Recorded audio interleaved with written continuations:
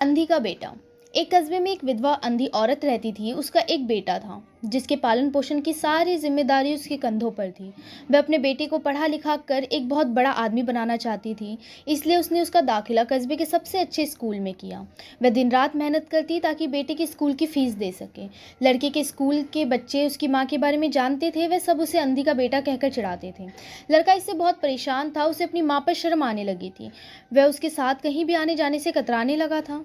जब लड़का बड़ा हुआ तो उसके शहर में अच्छी नौकरी लग गई। उसने अपनी माँ से वादा किया कि शहर में मकान लेकर वह उसे लेने आएगा, लेकिन वह शहर गया तो फिर लौटकर वापस नहीं आया। उसकी अंधी माँ उसका इंतजार करती रह गई। 3 महीने बीत गए, लड़की की कोई खबर नहीं आई। अंधी एक दिन उससे नहीं रहा गया और वह बेटे से मिलने शहर पहुंच गई। पूछते पूछते बेटे के ऑफिस पहुंची। वहां सिक्योरिटी गार्ड ने उसे रोक लिया। अंधी औरत ने गार्ड को अपने बेटे का नाम बताया और बोली कि उससे जाकर कह दो कि गांव से कोई मिलने आया है।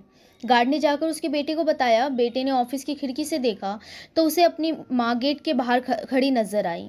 वह ऑफिस में सबके सामने अपनी माँ की वजह से शर्मिंदा नहीं होना चाहता था। उसने कह दिया कि वह ऑफिस में नहीं है। अंधी औरत वहां से चली गई।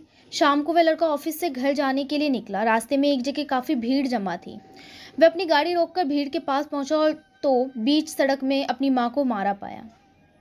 उसके हाथ में एक चिट्ठी थी जिसमें लिखा था, बेटा, बड़े दिन हो गए थे, तेरी कोई खबर नहीं मिली, चिंता हो रही थी, इसलिए तुझसे मिलने चली आई। तू तो अब बड़ा आदमी बन गया है, तुझसे मिलना अब शायद मुझ गरीब की किस्मत में नहीं, लेकिन मैं बहुत खुश हूँ तेरे लिए। तूने अपना ही नहीं मेरा सपना भी पूरा किया। मलाल है कि तेरी तरक्की देख नहीं सकी। काश बचपन में तेरी आंखों में सरिया ना घुसा होता और मुझे तुम्हें अपनी आंखें ना देनी पड़ी होती, तो तेरी तरक्की अपनी आंखों से देखकर सुकून से मरती। तेरी अंधी माँ। ये पढ़कर लड़का फूट फूट कर रोने लगा। जिस अंधी माँ पर उसे शर्म आती थी, उसने उसके लिए कितना बड़ा बलिदान किया था। वह आत्मगालीन से भर उठा और जिंदगी भर खुद को माफ नहीं कर पाया।